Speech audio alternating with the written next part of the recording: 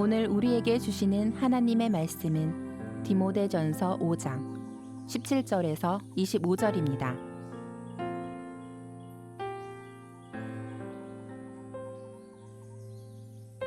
잘 다스리는 장로들은 배나 존경할 자라 알되 말씀과 가르침에 수고하는 이들에게는 더욱 그리할 것이니라.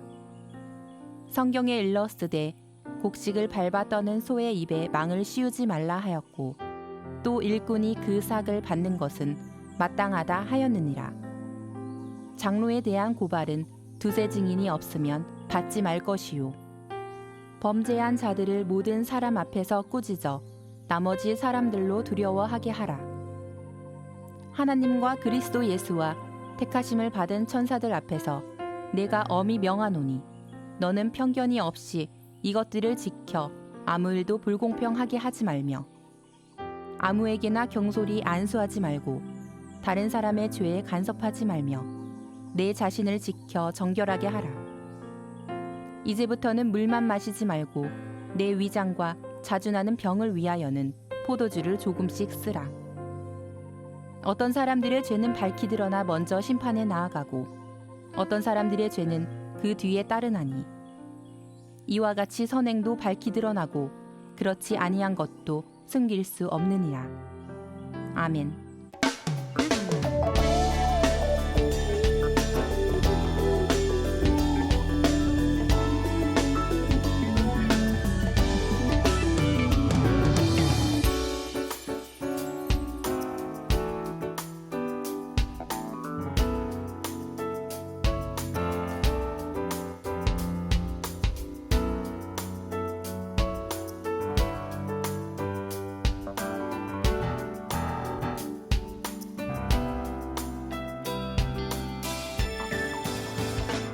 할렐루야. 네, 행복한 예배자로 여기에 서신 여러분 한 분 한 분을 다시 한번 사랑하고 축복합니다. 제가 감기가 거의 없었는데 이번에 한번 감기가 들었는데 큰 감기는 아닌데 목감기가 왔어요. 그래서 처음으로 찬양인도를 제가 쉬었습니다. 좋은데요, 그래도요? 네, 저보다 훨씬 잘하세요, 손희철 목사님이. 은퇴할 때가 된 것 같습니다, 제가. 저도 이제 한 예배자로 찬양하니까 더 좋았습니다. 오늘 목소리가 좀 안 좋으니까요, 여러분들이 좀 감안하시고 들으시길 바라고. 이럴 때 목소리 안 좋을 때 좀 부흥사처럼 설교를 해야 되는데, 사랑하는 여러분! 이렇게 강력하게 해야 되는데 목이 안 달아줄 것 같아요. 디모데전서를 우리가 읽으면서 감독의 직임과 자격, 또 집사의 책임과 자격, 또 지난주에는 참 과부에 대해서도 말씀을 나눴고요. 오늘은 장로에 대한 지침을 여러분과 함께 나누려고 합니다. 제가 한번 언급한 바가 있는 것처럼 이 장로라고 하는 직임은 원래 유대인의 아주 굉장히 오래된 직임 가운데 하나고, 나이 많은 사람, 연장자거나 신앙적 성숙함이 장로 직분의 결정적 요인이었다. 구약 시대의 그런 장로 역할이었고요. 신약 시대로 오면서부터는 이런 직임들이 어떤 그 서열이나 나이로 정해지는 게 아니라 성령의 은사대로 직임을 정해집니다. 성령의 은사가 있는 사람들이 그 일을 맡는 성령에 배치되는 대로 사역을 하게 되는데, 그 중에 감독자라는 분이 있어서 여러 교회를 총괄해서 맡는 감독이 있고, 가정교회와 각 지역에 있는 교회들을 맡아서 관리하는 장로나 집사 직임을 갖고 있는 분들이 있었다는 거죠. 칼빈은 이 구절을 근거로 해서 장로를 두 역할로 구분했습니다. 장로교에서 오신 분들도 많이 계신데, 장로교는 장로교 말 그대로 장로를 위시로 한 교단이에요. 감리교는 감리사님을 비롯한 감독을 중심으로 한 교단이 감리교회고, 디모데전서 5장 17절 말씀에 보면 잘 다스리는 장로라고 하는 말이 나오고, 말씀과 가르치는 일에 수고하는 자, 이렇게 두 역할이 나와요. 그래서 칼빈은 이 본문을 근거로 해서 다스리는 장로, 치리 장로, 행정 장로가 있고, 가르치는 장로, 교육 장로, 이런 목회 장로를 생각합니다. 장로교에서의 목사님은 목사가 사실 아니에요. 설교 목사, 설교 장로예요. 그리고 교육 장로고 목회하는 장로예요. 그리고 진짜 우리가 생각하는 그 장로님들은 치리 장로, 행정 장로, 관리 장로가 되는 거죠. 그래서 장로교의 기본 개념에는 목사가 없습니다. 그건 사실은 다 장로예요. 설교 장로, 치리 장로. 그래서 장로교에서는 교단장을 장로님이 하기도 합니다. 왜냐하면 서로 동급으로 보기 때문에 그런 현상이 나오는 거죠. 하지만 이 감리교회는 감리라는 말 그 자체 속에 이미 감독제, 그런 어떤 영적인 기틀 속에서 상하로 구분된 감독과 그런 직이 있는 것을 여러분들이 한번 이해해 주시면 좋을 것 같습니다. 오늘 말씀을 이 맥락을 보면 잘 다스리는 장로라고 하는 것에서 시작되기 때문에 가볍게 인식하면 우리 교회에 계신 장로님들처럼 여러분의 장로님이 계신데 그런 장로님들에 대한 교훈적인 말씀이구나 라고 여러분들이 그냥 쉽게 이해하실 수도 있고요. 또 그 당시에 장로 역할이라는 것이 목회자 역할인 것을 감안할 때면 오늘 이 말씀을 해석을 유추해서 오늘로 끌어와서 이 말씀을 그대로 적용하는 것보다는 목회자들이 해야 될 일 또는 목회자에게 이렇게 하라는 말로 이해해도 괜찮을 말입니다. 아무튼 오늘 설교 말씀을 들으면서 저는 한 방향으로만 설교하지는 않을 거고요. 장로의 직임에 대해서 여러분들이 각자가 해석하는 의미대로 잘 받아들이시면 좋을 것 같다는 생각을 합니다. 오늘 저는 이 말씀을 보면서 잘 다스리는 이라고 하는 곳에서 잘이라는 말을 좀 관심을 더 두었어요. 주석을 보다 보니까 잘이라고 하는 말은 칼로스라고 하는 말인데 이 말의 의미 속에 세 가지 뜻이 있다는 거예요. 자, 따라합시다. 아름답게, 훌륭하게, 탁월하게 이렇게 하는 게 잘하는 거라는 거예요. 보니까 이 세 가지 의미가 참 독특한 의미가 있고 참 귀한 의미가 있어요. 그래서 저는 오늘 설교의 주제를 잘 해야 되는데 어떻게 하는 게 잘하는 건가? 아름답게, 훌륭하게, 탁월하게 하는 거가 잘하는 거다라는 말씀에 중심을 갖고 말씀을 좀 나누려고 합니다. 옆에 분에게 한번 인사해 주세요. 잘 믿으십시다. 그렇게 잘 얘기해야 되는데 똑바로 잘해. 이렇게 하면은 시비가 돼요. 다시 한번 잘 섬깁시다. 자, 우리 성가대 분들도 잘 찬양합시다. 잘 찬양한다는 얘기는 어떻게 찬양하라고요? 아름답게, 또 훌륭하게, 탁월하게 잘 하셔야 돼요. 다시 한번 그런 의미를 담아서 서로 잘합시다. 우리 잘합시다. 잘해야 돼요. 이 아름답다라는 말이 먼저 나오는데 참 좋은 말이에요. 아름답다라는 말은 예쁘다라는 말하고는 너무 수준 차이가 나는 말입니다. 예쁘다라는 말하고 아름답다라는 말하고는 이거는 상대가 안 되는 말이에요. 사람의 외모에 대한 평가의 말로 주로 아름답다라는 말이 많이 쓰이지만 거기에다가 쓰기에는 아깝다라는 거죠. 뭐라고 한마디로 표현하기가 너무 어려운 말이라서 이런 사례를 한번 들을 수도 있을 것 같아요. 우리가 이제 바른 결정을 했다라고 생각할 수도 있고 아름다운 결정을 했다라고도 얘기할 수 있는데 이런 사례가 있죠. 아브라함의 이야기를 든다면 아브라함이 갑자기 하나님 나타나셔서 너 본토, 친척, 아비집을 떠나서 내가 지시할 땅으로 가라라고 얘기합니다. 그때 아브라함이 따라갔어요. 아브라함이 본토와 친척, 아비집을 떠나는 게 잘한 일이었을까요? 잘못한 일이었을까요? 잘못한 일이었습니다. 왜? 떠나서 속된 말로 X고생을 했으니까. 집 나가면 개고생이라고 저는 차마 말 못하겠어요. 집 떠나면 개고생이 되는데도 그 선택을 했단 말이에요. 그건 잘한 거예요? 못한 거예요? 잘 못한 거예요. 왜 본토를 떠나? 고향을 왜 떠나? 편한데. 친척집을 왜 떠나? 다 아는 사람들 다 주변에 있는데 아버지 집을 왜 떠나?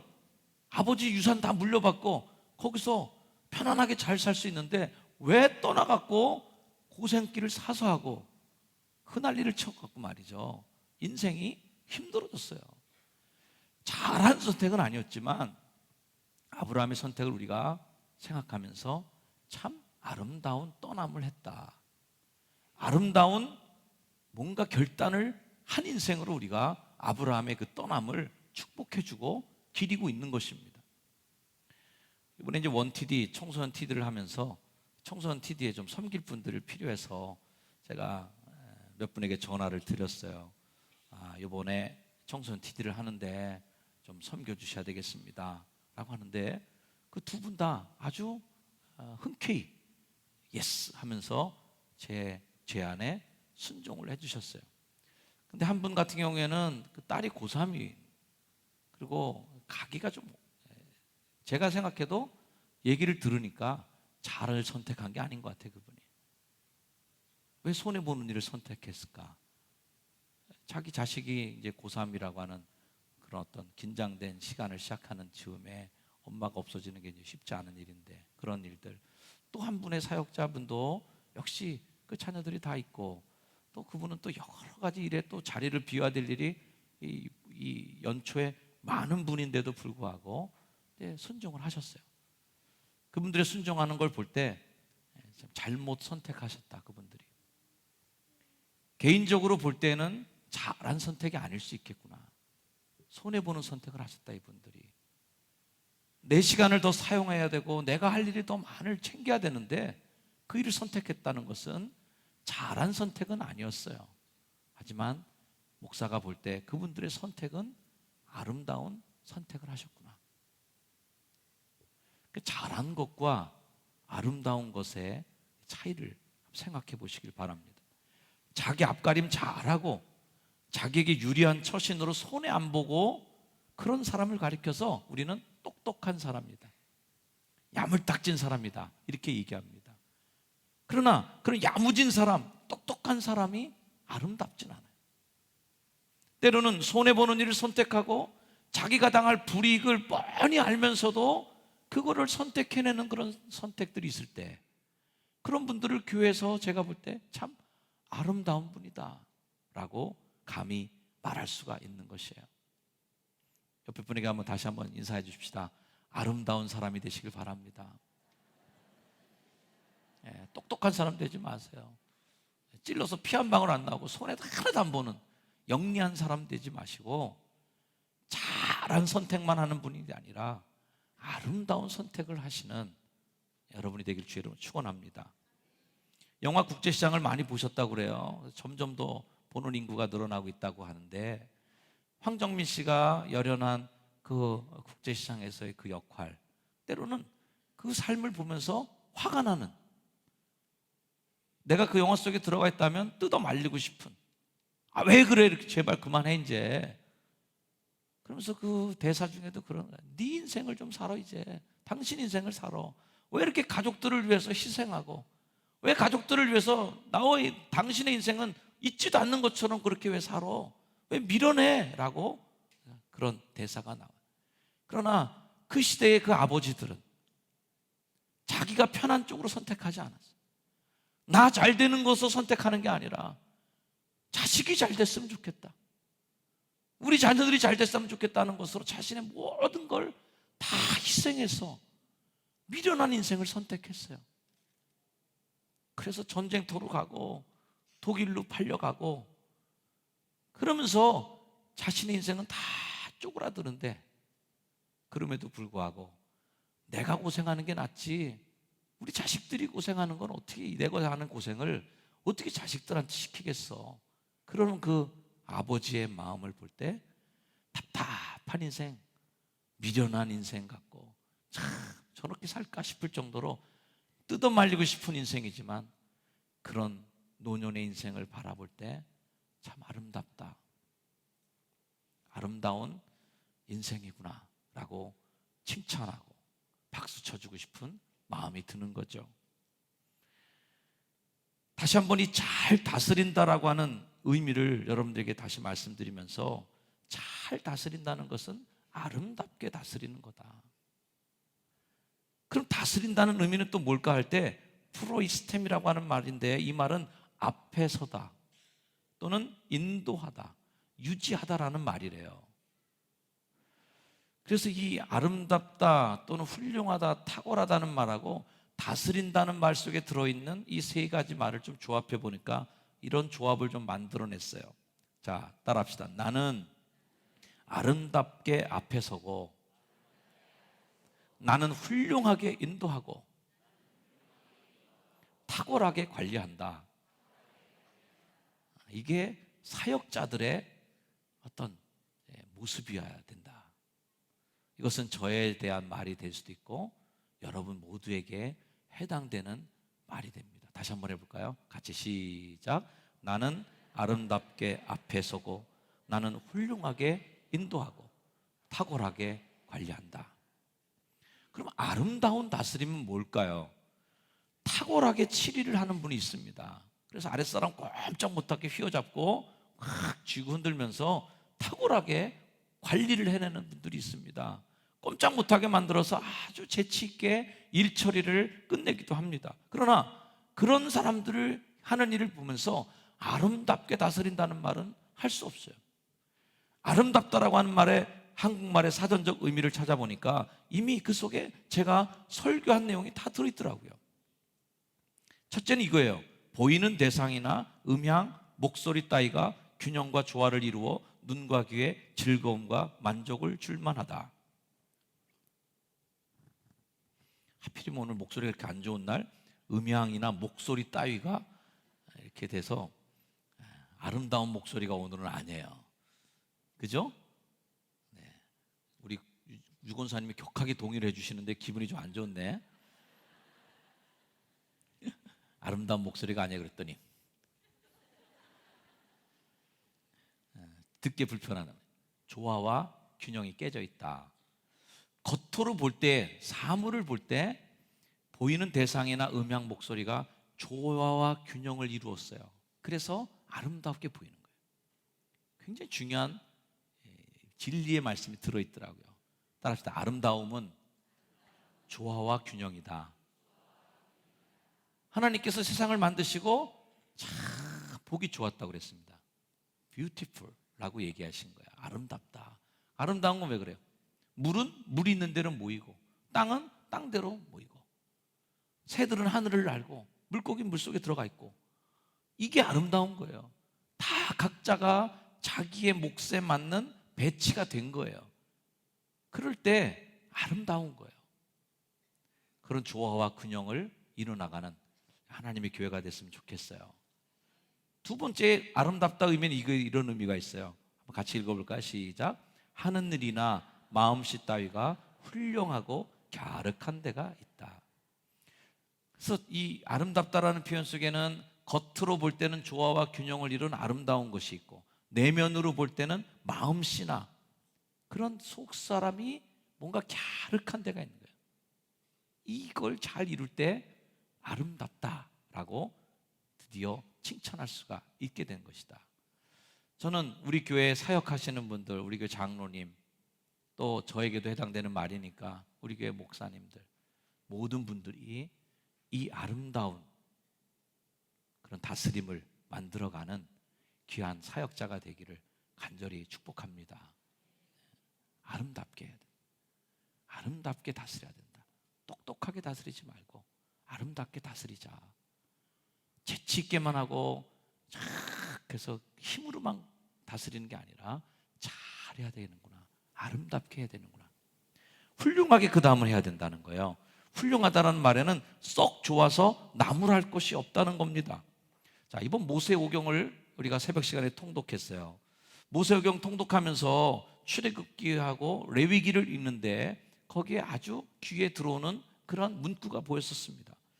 하나님께서 제사법을 이스라엘 사람들에게 조목조목 요렇게 저렇게 해야 된다. 각은 어떻게 뜨고 뭐 창자는 어떻게 버리고 뼈는 어떻게 하고 아주 자세하게 설명을 해주시는데 이 제사법을 설명하는 것에 자주 등장하는 단어가 있었습니다. 그것은 흠 없는이라는 말이었어요. 흠 없는. 레위기 22장 19절 기쁘게 받으심이 되도록 소나 양이나 염소에 흠 없는 수컷으로 드릴지니. 하나님이 뭘 기쁘게 받으실까? 수컷이라서 기쁘고 암컷이라서 슬프고 이런 게 아니에요. 흠 없는 걸 드릴 때 기쁘게 받으시도록 되더라는 거예요.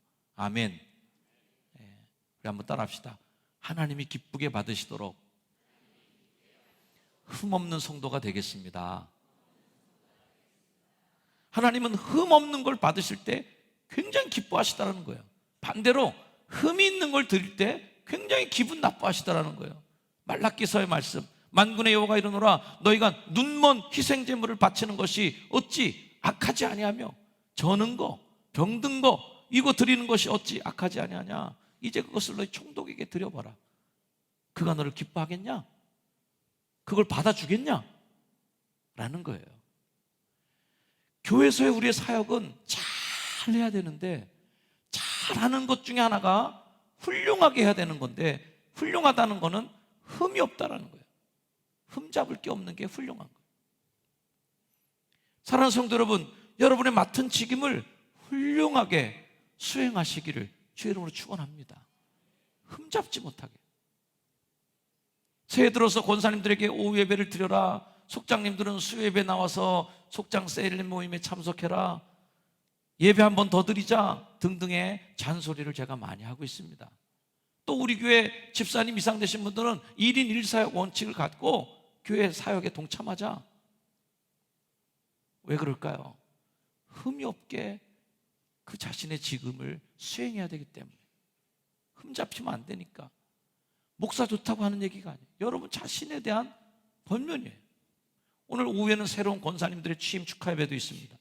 오늘 취임하는 권사님들 훌륭한 권사님들 되기를 주의 이름으로 축원합니다. 훌륭하려면 어떻게 해야 돼요? 흠이 없어야 돼요. 책 잡힐 일이 없어야 돼요. 책망할 일이 없어야 된다. 부끄러운 권사가 되지 않기를 주의 이름으로 축원합니다. 이왕에 권사 받는 건데 그 앞에 훌륭한 권사님, 이게 돼야 된다. 예배에 있어서 책 잡을 일이 없어야 돼. 헌금하는데 책 잡힐 일이 없고, 섬기는데 책 잡힐 일이 없고, 교회 봉사하는 일에 흠 잡을 데가 없어야 훌륭한 권사님이 되는 거예요. 오늘 취임하는 권사님들이 다 훌륭한 권사님이 되기를 다시 한번 축원합니다. 옆에 분들에게도 한번 인사해 주세요. 훌륭한 집사님, 훌륭한 권사님 되세요. 시작. 우리 훌륭한 성도가 되시길 바랍니다. 세 번째 의미는 탁월하다는 의미가 있어요. 자, 잘한다는 말에는 탁월한 건데, 탁월하다는 말의 뜻은 남보다 두드러지게 뛰어나다. 즉 이왕에 주님의 일을 해나가는데 잘 하려면 전문가답게 해라는 거예요. 전문가스럽다. 우리 교회 구예배당 시절에 우리가 예배를 꿈꾸면서 어떤 예배를 우리가 만들까, 그리고 이런 이 공간에서 드려질 예배를 우리가 꿈꾸면서 그 예배 교육을 했던 적이 있었습니다. 그 당시에 지구촌 교회의 예배 담당 목사님이셨던 최지우 목사님을 모셔서 우리가 그분의 강의를 들었어요.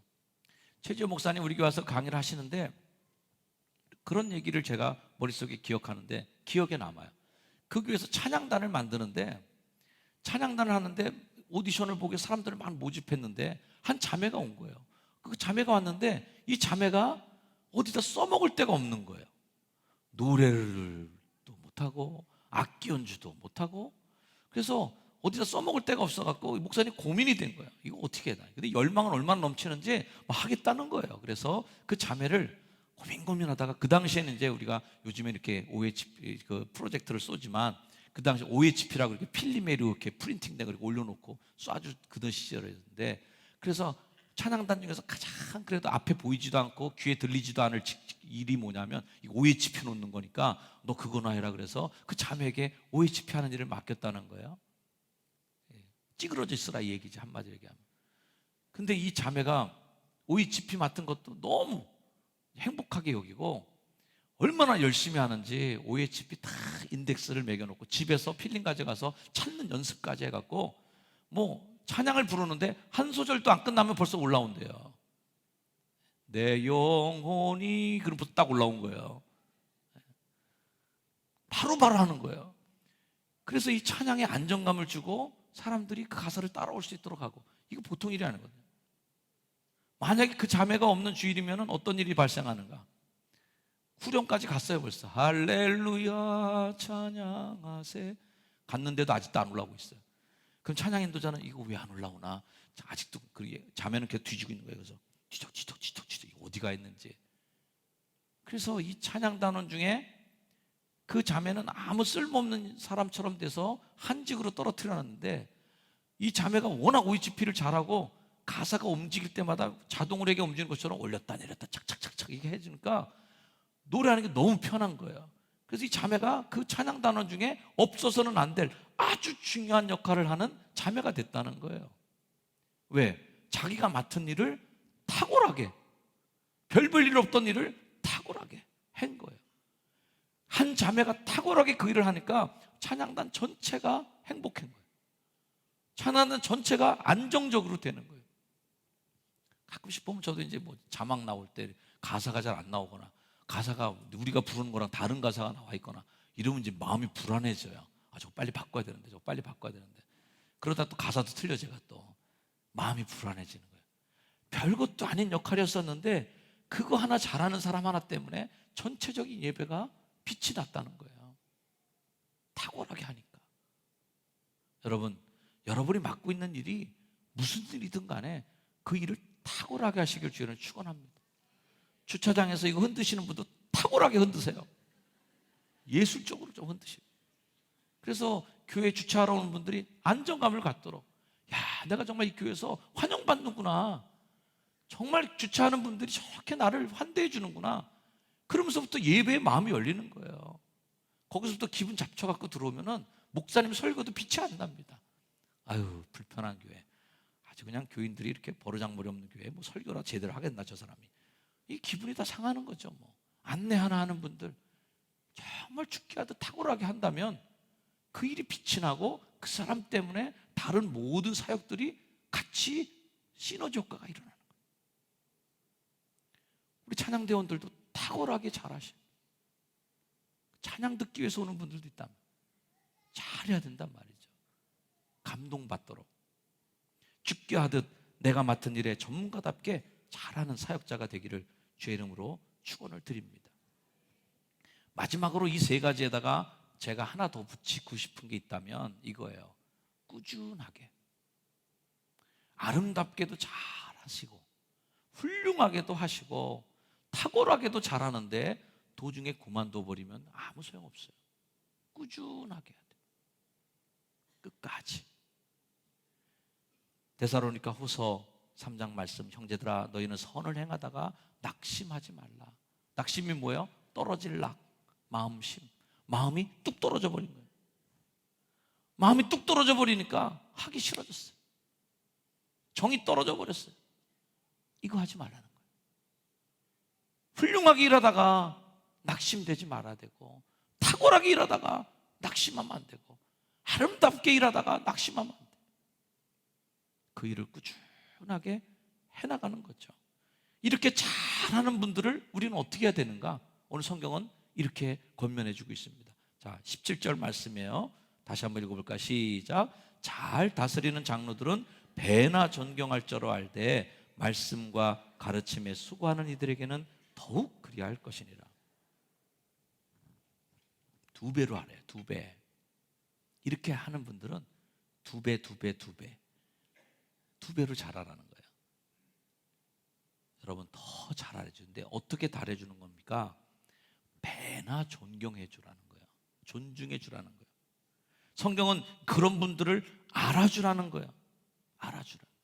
이 알아주고 배나 존경하는 것은 굉장히 가치 있는 일입니다. 제가 성전 건축을 할 때 좋은 하청업체들, 전문가들을 많이 만났어요. 제가 평생 사는 동안에 저는 교회 사람들만 만났지 교회 밖에 사람들, 전문가들 만날 일이 별로 없어요. 근데 뭐 바닥하는 사람, 벽칠하는 사람, 천정하는 사람 다 전문가예요. 근데요, 뭐를 제가 알게 됐냐면 진짜 전문가는 다른 전문가를 인정해주고 알아줘요. 자, 이런 사람들이 있어요. 지는 칠하는 사람인데 바닥하는 사람 공사하는 거 보면서 저한테 살짝 귀뜸해 줍니다. 목사님, 저거 저렇게 하면 안 되는 겁니다. 아유, 모르는 사람이죠, 저 사람은. 이러면서 그걸 헐뜯어요. 그래서 다 잘못됐대. 자기 혼자만 잘하는 거고 남은 다 무시해버려요. 이거 이렇게 하면 안 되는 건데, 아유, 누가 하는 걸까 이거? 계속해서 그런 일에 뭔가 지적하고 타박해요. 근데 어떤 분에게는 제가 너무 잘하는 것 같아서 또 물어봅니다. 아, 이거 지금 바닥이 이렇게 되고 있는데 이거 제대로 되고 있는 거예요, 이거? 그러면 그분은 그렇습니다. 저는 칠하는 사람이지 바닥하는 사람이 아닙니다. 그러니까 바닥하는 사람한테 물어보시면 됩니다. 제대로 하는지 잘 몰라서 그러는데 아닙니다. 바닥하는 사람들이 그래도 잘합니다. 그러니까 목사님 충분히 물어보시고 그분하고 상의해 보면 답이 나올 겁니다 라고 다른 전문가를 인정해주고 다른 전문가를 알아주더라는 거예요. 근데 지가 전문가가 아닌 사람들은 다 무시해. 자기가 다 안 돼. 저는 그런 걸 보면서 진짜 전문가는 누구냐면 남을 알아주는 거예요. 제가 모르는 부분에 대해서는 인정해 줘야 돼요. 네가 더 잘하니까 당신이 하십시오 라고 얘기해 줘야 돼요. 목회 영역에도 마찬가지입니다. 목회자가 갖고 있는 전문 영역이 있습니다. 그 부분은 성도들은 자신의 분야의 전문가라면 서로 존중해 줘야 돼요. 서로 알아줘야 돼요. 저도 역시 자꾸 그런 훈련을 더 많이 하고 있어요. 그분이 하는 역할에는 그분이 더 잘하겠지. 맡겨줘야 돼요. 서로 알아줘야 돼요. 배나 존경할 자로 알아주는 거예요. 이 알되라고 하는 말은 악시오라는 말인데 만족하다, 가치 있게 판단하다, 좋다고 생각하다. 알아준다는 것은 바로 그거예요. 좋다고 생각해주고 알아서 해주는 거예요. 고린도전서 16장 18절 말씀, 그들이 너와 내 마음을 시원하게 했으니 그러므로 너희는 이런 사람을 어떻게 하라고요? 알아줘야 된다. 저도 여러분을 알아줘야 되고 여러분들은 목사를 알아줘야 돼요. 서로 배나 존경하는 마음으로 알아주는 존중의 관계가 될 때 이 교회는 더 강력해지고 더 훌륭한 교회가 될 줄로 믿습니다. 서로 안 알아주면 어떻게 될까요?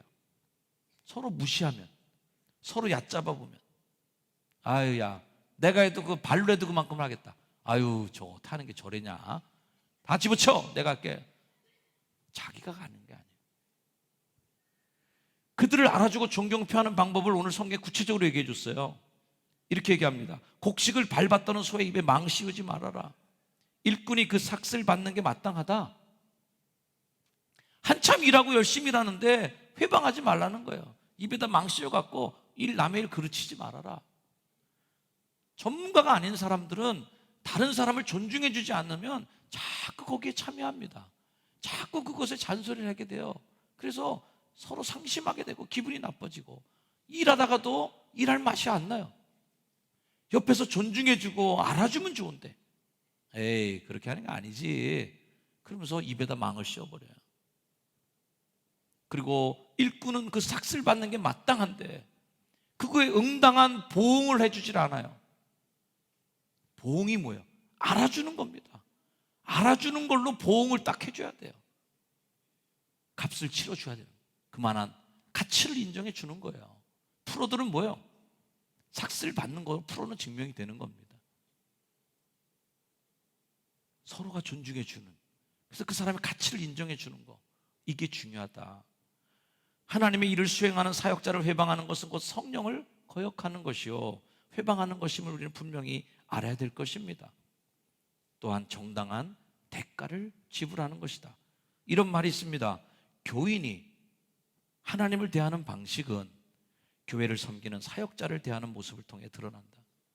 여러분들이 신앙생활하는 그 모습은 뭘 통해서 보여지는가? 사역자를 대하는 관계 속에서 하나님을 대하는 태도가 결정이 되는 겁니다. 때로는 여러분들과의 관계 속에서 어떻게 그 상대방을 대하는가? 죽게 하듯 하고 있는가? 그러면 그 사람은 주님에게 하듯 하는 사람이 될 것이에요. 사람에게 하듯 하지 말아라. 우리 모두에게 그런 좋은 존중의 전통, 존중의 문화가 만들어지길 축원합니다. 자, 다시 한번 이 말씀에 나오는 장로라는 직임이 오늘날 같은 이름의 장로 직임을 갖고 있는 우리 교회 13분의 장로님을 의미하든지 아니면 그때 당시의 의미가 오늘의 의미로 건너와서 목회자를 의미하든지 간에 우리 모두가 상관없이 이 교회에서 우리가 직임자로 부름받았어요. 그럼 이 직임자로 부르는 사람들은 어떤 목표에서 만나야 되는가? 저는 이 에베소서의 말씀이 우리의 목표를 가르쳐 준다고 생각합니다. 어떤 사람은 사도로, 교회에 다양한 사람이 있다는 거예요.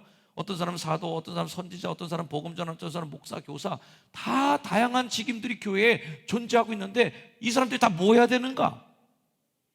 성도를 온전하게 하고 봉사일을 하며 그리스도의 몸을 세워야 된다. 마지막, 그리스도의 몸을 세우려 하심이라. 할렐루야. 따라합시다. 우리 모두는 그리스도의 몸, 교회를 세우는 사람입니다. 그래서 고린도전서의 말씀에 보면 수없이 덕을 세우라고 그래요. 왜? 바른 일, 바른 말 하는 게 중요한 게 아니다. 교회의 덕을 세워야 된다. 왜? 교회가 보호돼야 되니까. 교회가 세워져야 되니까. 그리스도의 몸이 세워져야 되니까 그러라는 거예요. 우리는 그리스도의 몸을 세우는 일에 부름받은 사람들이에요. 우리는 감독이든 집사든 장로든 다 한 목표에 집중돼야 됩니다. 그것은 바로 그리스도의 몸인 교회를 세워가는 거예요. 거기에 집중하는 거예요. 하나님 이 땅에 교회를 세우시고 우리를 통해 그 교회를 더 강하게 하기를 원하시고 건강한 교회를 만들기를 원하십니다. 우리는 아름답게, 훌륭하게, 탁월하게, 꾸준하게 이 일을 계속하여 하나님 앞에 칭찬 듣는 귀한 믿음의 사람으로 승리하며 살기를 다시 한번 주의 이름으로 축원합니다. 기도하겠습니다. 우리 한번 조용히 묵상하면서 오늘의 말씀을 한번 되새겨 보시길 바랍니다. 주님, 제가 하나님의 사역자로 이 교회에 부름받았는데 아름답게, 훌륭하게, 탁월하게, 꾸준하게 주의 일을 잘 감당하는 훌륭한 사역자가 되겠습니다. 훌륭한 섬김이가 되겠습니다. 훌륭한 주님의 일꾼이 되겠습니다. 그런 믿음의 마음을 가지고 우리가 다시 한번 하나님 앞에 조용히 묵상하며 결단하는 시간을 가지겠습니다. 기도하겠습니다. 하나님, 감사합니다.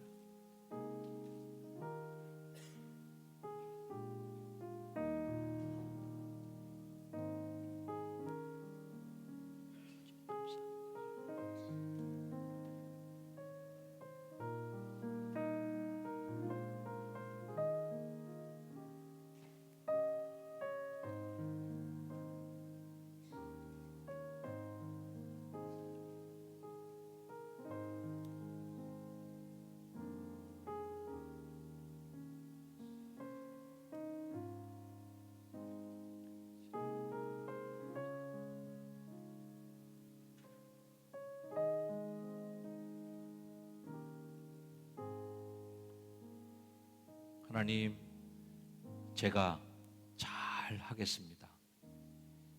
잘 다스리는 자를 배나 존경하라고 했는데 우리 서로는 서로를 존중해주며 살겠습니다. 그래서 주님 앞에 갔을 때 잘했다, 잘했다, 착하고 충성된 종아, 잘했다라고 주님 앞에 우리의 사역을 칭찬받을 수 있는 훌륭한 주의 사람이 되겠습니다. 주님, 그렇게 잘 섬기는 하나님의 사람으로 계속 부름받아 사용되도록 축복해 주옵소서. 예수님의 이름으로 간절히 기도드립니다. 아멘.